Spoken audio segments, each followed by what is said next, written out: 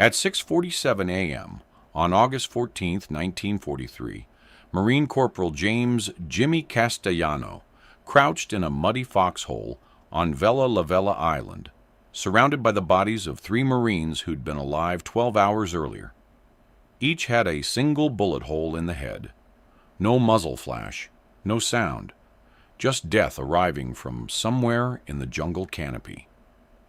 In the next 6 weeks, Castellano would eliminate 22 Japanese snipers, using a weapon the Marine Corps never issued him, a technique his commanding officer explicitly forbade, and a level of patience that would make him a ghost story whispered across the South Pacific. This is the story of how a Brooklyn street kid with a mail-order rifle changed jungle warfare forever. The Marine Corps called men like Castellano suicidal because they volunteered for the most dangerous job in the Pacific Theater, counter-sniper operations. Japanese snipers killed with surgical precision, targeting officers, radio men, and medics from distances that made retaliation impossible. By August 1943, Marine casualties from sniper fire had reached 34% in certain jungle operations. Standard protocol demanded artillery strikes or flamethrowers to clear suspected sniper positions. Both solutions destroyed valuable intelligence, revealed American positions, and often accomplished nothing because the sniper had already displaced. Castellano knew this better than most. He'd watched it happen. James Castellano grew up in Red Hook, Brooklyn, where the docks met the tenements, and every block had its own hierarchy of violence. His father worked the shipping yards, loading cargo 16 hours a day for wages that barely covered rent. Jimmy learned to fight in the streets, not with boxing gloves in a gym, but with broken bottles and chain-link fences as backdrops. He was small, wiry, with hands that moved faster than his mouth. More importantly, he learned to watch, to read patterns, to predict where trouble would come from before it arrived. At 14, he worked weekends at Rossi's Auto Repair, disassembling engines and learning how mechanical systems failed. At 16, he discovered something that separated him from every other kid in Red Hook. He could see things at distance that others couldn't. A pigeon landing 3 blocks away, a face in a 4th-floor window. His friends called it creepy. Jimmy called it useful. In 1941, he enlisted before Pearl Harbor, driven less by patriotism than by the certainty that the shipping yards would eventually cripple him like they'd crippled his father. The Marine Corps seemed like an escape route. They issued him an M1 Garand, taught him to shoot at stationary targets 300 yards away, and shipped him to Guadalcanal in January 1943. The jungle taught him that target practice meant nothing. Marine Sergeant Robert McKenna died on February 3, 1943, at 1:15 p.m., shot through the left eye while directing mortar fire against a Japanese machine gun nest. The sniper fired from somewhere in the banyan trees 400 yards north. Artillery plastered the area for 20 minutes.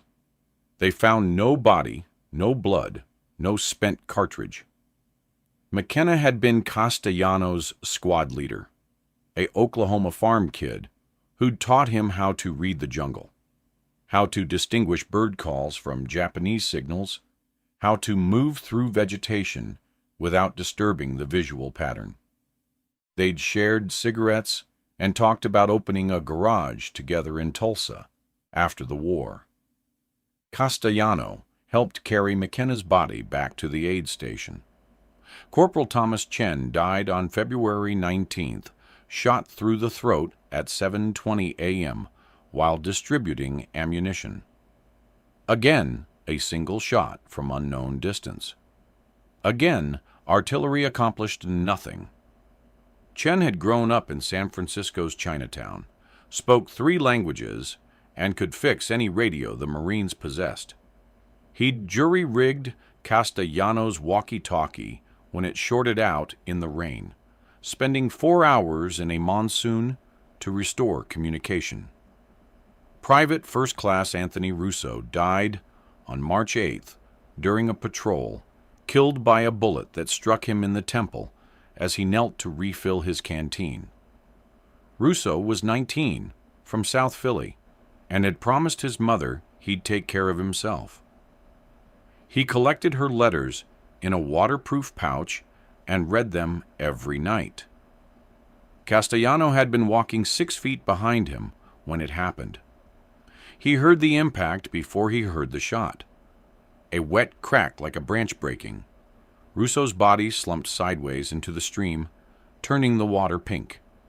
The sniper vanished into the jungle. By June 1943, Castellano had watched 11 men die this way. The pattern became clear. Japanese snipers operated from extreme range, often 600 to 800 yards, using specialized rifles with telescopic sights.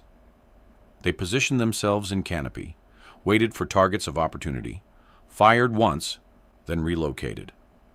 American doctrine couldn't touch them. The M1 Garand had effective range of 500 yards with iron sights. Even the Springfield 1903 sniper rifles the Marines possessed maxed out around 600 yards with any accuracy. The Japanese had better equipment and better training. Marines died because the institution refused to adapt. Castellano brought this to Lieutenant Harrison's attention on June 12th, after another sniper killed a radio man during a river crossing.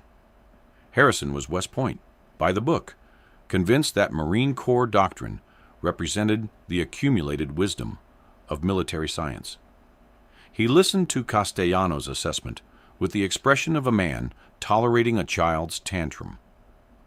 The M1903 is within specification for counter-sniper operations, Corporal. Sir, specification doesn't mean shit when the target's 200 yards outside our effective range. Mind your language, Corporal. We use suppressive fire and maneuver, not individual heroics. That's doctrine. Doctrine's getting Marines killed, sir.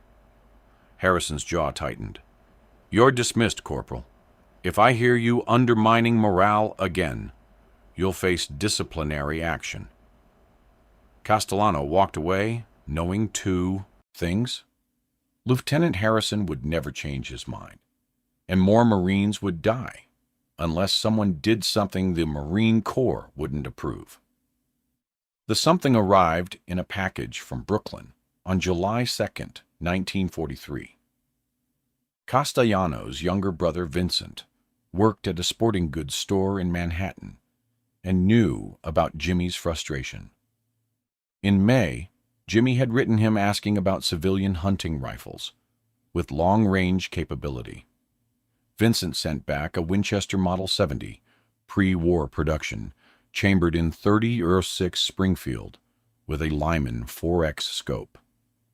He'd purchased it from an estate sale, paid $87.50, and shipped it through civilian postal channels before military censors could intercept it. The package arrived labeled machine parts. Castellano opened it in his tent at 11:30 p.m., alone, knowing that possession of unauthorized weapons violated regulations. The rifle weighed 8.8 pounds, heavier than the M1 Garand, with a 5-round internal magazine and a bolt-action mechanism that required manual cycling. The scope added precision, but meant slower follow-up shots. The Marine Corps would never issue such a weapon because it contradicted their philosophy of overwhelming firepower through semi-automatic rifles. Castellano didn't care about philosophy. He cared about effective range. The Winchester Model 70 could reach out to 800 yards with proper ammunition and shooter skill. Combined with the scope, it gave him parity with Japanese sniper rifles. Maybe better, because Winchester's pre-war quality control exceeded anything Japan mass-produced for military use.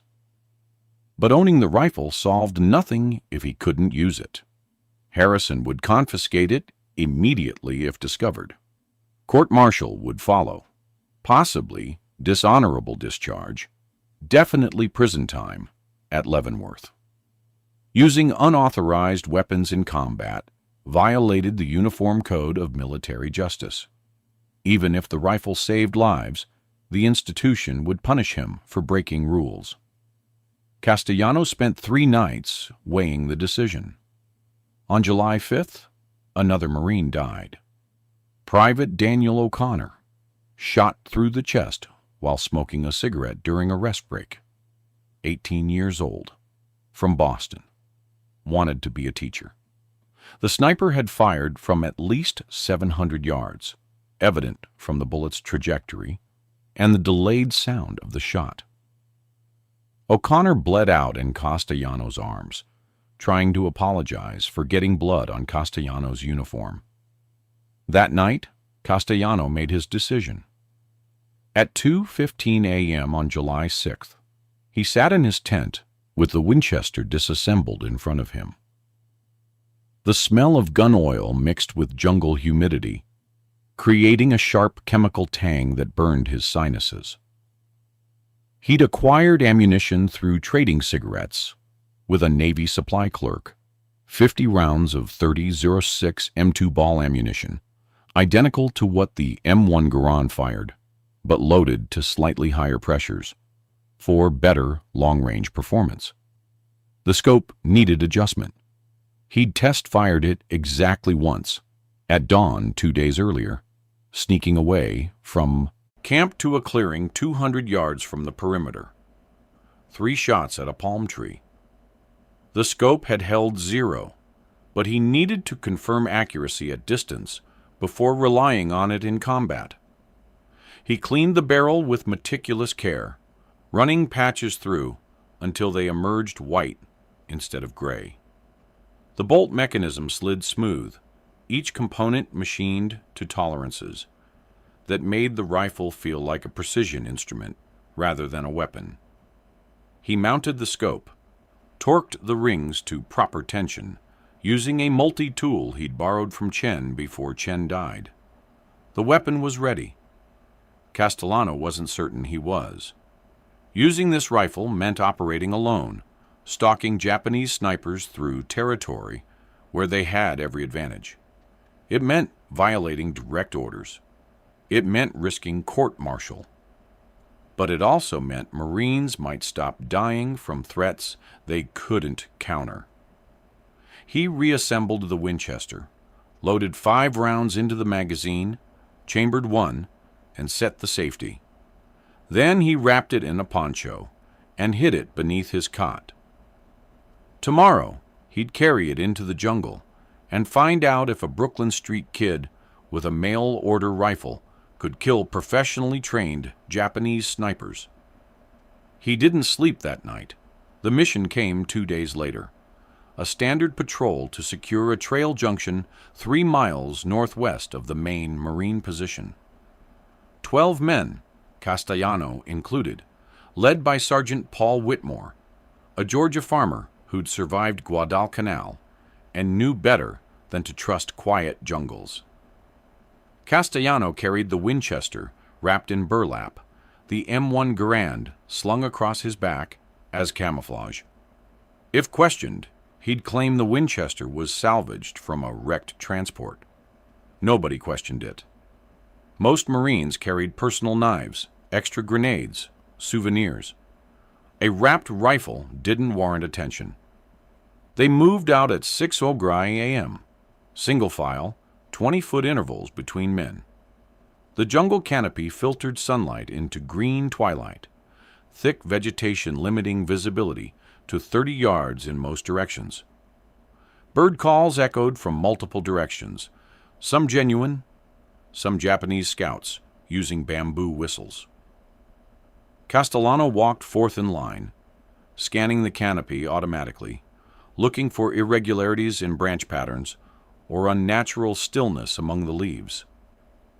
At 8:47 a.m., the patrol stopped for water break at a creek crossing. Whitmore positioned security, 2 men watching their back trail, 2 scanning forward, the rest refilling canteens. Castellano moved 15 yards east, found a fallen log, and sat with the Winchester unwrapped across his knees, pretending to clean it. The shot came at 8:53 a.m. Marine Private Lewis Grant stood from the creek, water dripping from his canteen, when the bullet struck him in the upper chest, just below the collarbone. The impact spun him sideways into the water with a splash that sent birds exploding from nearby trees. Castellano heard the shot 1.2 seconds later, a sharp crack from the northeast. Distance impossible to judge, but definitely long range. Grant floated face down in the creek, already dead. The patrol scattered, finding cover behind trees and rocks, returning fire in the general direction of the shot with M1 Garands set to semi-automatic. 30 rounds chewed through vegetation 400 yards away, accomplishing nothing. Castellano didn't fire. He scanned the canopy northeast, looking for muzzle flash, movement, anything that would reveal position. Japanese snipers typically fired from 15 to 30 feet above ground, using branches as platforms and foliage as concealment. They built hides patiently, over days, blending natural materials until their position became invisible. The jungle revealed nothing.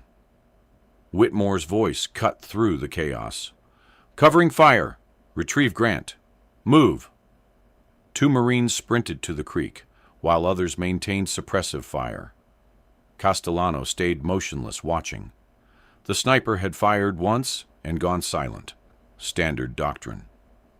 Either he'd relocated already, or he was waiting for another target of opportunity. Firing again would reveal his position, but if the Marines followed protocol and called artillery, he'd vanish before the first shells arrived. Castellano made a decision that violated every tactical principle the Marine Corps had taught him.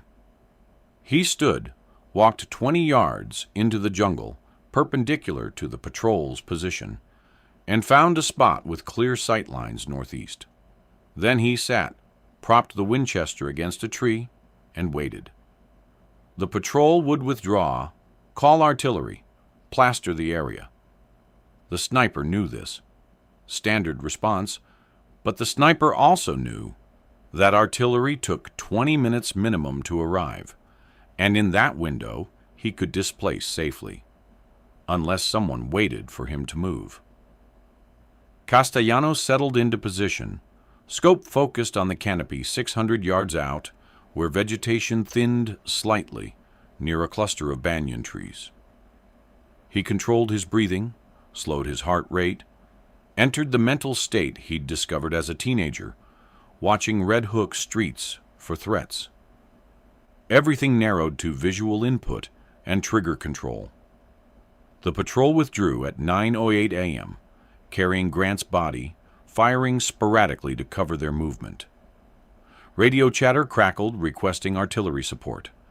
The jungle grew quiet. Birds returned to their calls. Humidity pressed down like a wet blanket, sweat soaking Castellano's uniform within minutes. He didn't move.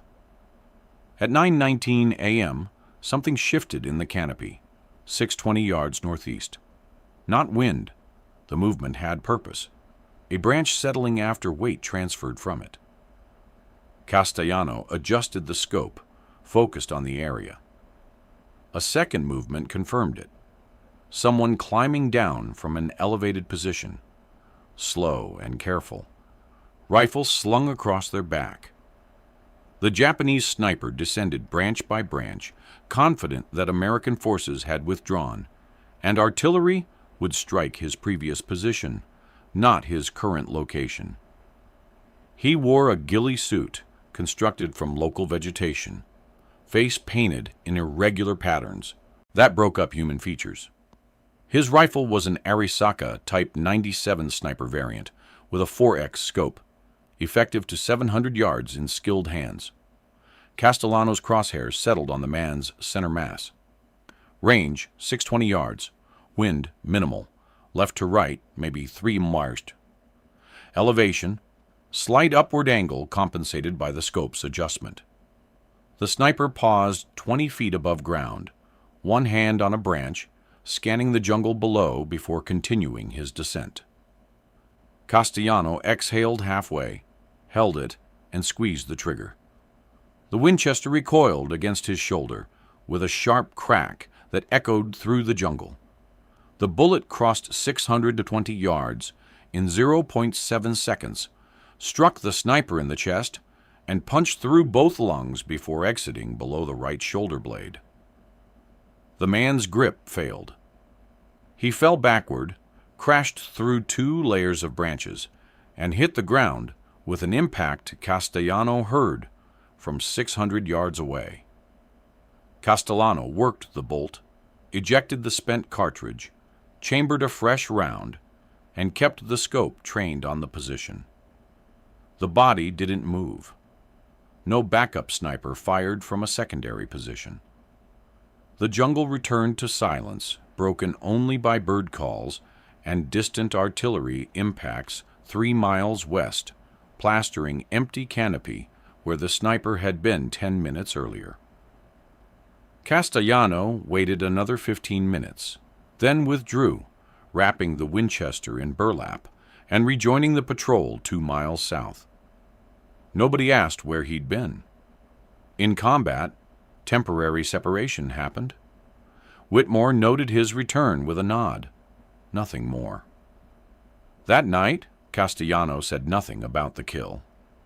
He cleaned the Winchester in his tent, recorded the details in a notebook he kept hidden, and tried to process what he'd learned.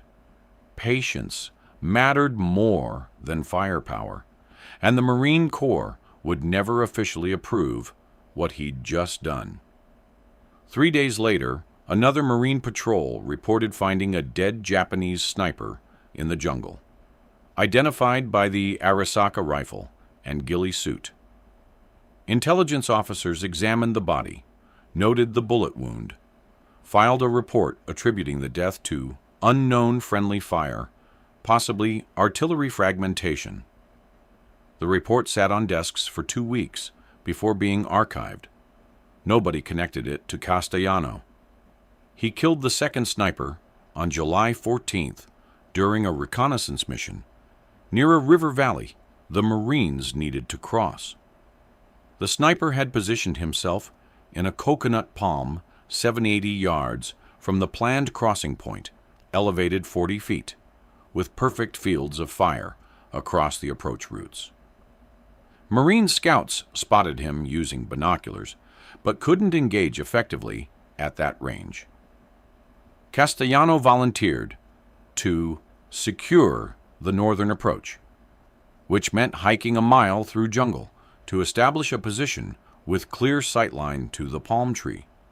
It took him 2 hours. He fired once. The sniper fell. Castellano returned to the patrol, and the crossing proceeded without casualties. Word began to spread. Marine Sergeant Mike Torres witnessed the third kill on July 22nd, watching through binoculars as Castellano engaged a sniper who'd killed 2 Marines earlier that morning. Torres saw the shot, saw the sniper fall from his position 690 yards away, and approached Castellano afterward as they regrouped. "What the hell are you carrying?" Castellano considered lying, decided against it. Winchester Model 70 came from Brooklyn. The Corps issue that? No. Torres studied him for a long moment. That thing saved my radio man's life. You need ammunition? Always. I'll see what I can do. By evening, Torres had spread the word to 3 other sergeants. By the next morning, Castellano had 60 additional rounds of .30-06 ammunition, traded from supply personnel who understood that regulations mattered less than results. By the end of the week, 5 different squad leaders had quietly asked if Castellano could accompany their patrols when operating in areas with known sniper activity. No official documentation recorded these arrangements. No engineering approval existed for the Winchester. No training manual covered the tactics Castellano developed. Just whispered conversations between NCOs who'd watched too many Marines die from threats they couldn't counter. Lieutenant Harrison noticed something had changed when Marine casualties from sniper fire dropped from 6 in June to 1 in the last week of July. He reviewed patrol reports, found nothing unusual, and attributed the improvement to enhanced vigilance and proper application of suppressive fire doctrine. He never investigated further. Japanese forces noticed too, though their understanding came slower. On August 3rd, a veteran sniper named Corporal Takeshi Hayashi survived an encounter with what he described in his diary as an American marksman with exceptional range and patience, unlike standard Marines who fire reflexively and reveal positions. Hayashi had been displacing from a previous hide when a bullet struck a tree 6 inches from his head, fired from an estimated 750 yards. He abandoned the area immediately and reported the incident to his commanding officer. Japanese intelligence officers collected similar reports throughout August. American marksmanship had improved dramatically in specific sectors, suggesting either specialized units had arrived or individual Marines had acquired better equipment. Analysis of recovered American positions found no evidence of new rifle models, no specialized ammunition, nothing to explain the change. They didn't know about Castellano because he left no evidence. He collected his brass casings, varied his positions, never used the same hide twice, and operated alone or with minimal support. To Japanese observers, the threat seemed distributed across multiple locations and times, not concentrated in a single individual. This made it more terrifying. If Americans had suddenly developed better training or equipment across the board, Japanese sniper doctrine would need fundamental revision. Radio intercepts in late August included references to avoiding areas where the ghost shoots, Japanese slang for locations where their snipers disappeared without explanation. Certain ridge lines, certain jungle approaches, certain river crossings became zones Japanese snipers refused to enter without heavy infantry support. Castellano operated in exactly those zones. By September 1, 1943, Castellano had eliminated 22 Japanese snipers, a figure documented in his personal notebook, but never officially recorded in Marine Corps reports. Each kill was annotated with date, location, range, and conditions. The longest shot, 847 yards on August 28th, engaging a sniper who'd killed a Navy corpsman. The shortest, 412 yards on August 9th, a hasty engagement during a firefight where the sniper exposed himself repositioning. Marine casualties from sniper fire in Castellano's operational area fell by 67% between June and September. Conservative estimates credit his actions with saving between 40 and 60 Marine lives, possibly more when accounting for indirect effects, like improved morale and enemy caution. The official Marine Corps response came on September 8th, when a logistics officer conducting equipment inventory discovered Castellano's Winchester during a routine inspection. The officer filed a report. The report reached Harrison's desk. Harrison ordered Castellano to report immediately. The meeting lasted 4 minutes. Harrison sat behind a field desk. The Winchester laid across it like evidence at a trial. "This weapon is unauthorized, Corporal. You're aware of regulations regarding personal equipment in combat zones. Yes, sir. You're also aware this constitutes a violation of the UCMJ, potentially subject to court-martial. Yes, sir. Harrison leaned back, studying Castellano with an expression that mixed frustration with something approaching respect. How many? Sir, how many snipers have you killed with this rifle? Castellano considered lying, decided the truth mattered more. 22 confirmed, sir. 3 probables I couldn't verify. Harrison absorbed this in silence. Finally, 22. Yes, sir. And you've been operating without authorization for 3 months. Yes, sir. Harrison picked up the Winchester, examined the scope, worked the bolt action. This is superior to the M1903 in several respects. Scope clarity, bolt smoothness, trigger pull weight. He set it down. It's also completely outside doctrine, unregulated, and makes you personally liable for violations that should result in dishonorable discharge. Castellano said nothing. There was nothing to say. Harrison stood, walked to the tent entrance, looked out at the jungle. Marine casualties from sniper fire have decreased significantly in your sector. Division intelligence noticed. They attributed it to improved coordination and training. He turned back. They're wrong, aren't they, Corporal? Partially wrong, sir. Coordination helps. But the Winchester reaches. Targets the M1903 can't touch. And you decided to violate regulations because you believed the Marine Corps was wrong. I decided to violate regulations because Marines were dying, sir, and nobody with authority was doing anything to stop it. Harrison's jaw tightened. For a moment, Castellano thought court-martial was inevitable. Then Harrison walked back to the desk, picked up the Winchester, and handed it to Castellano.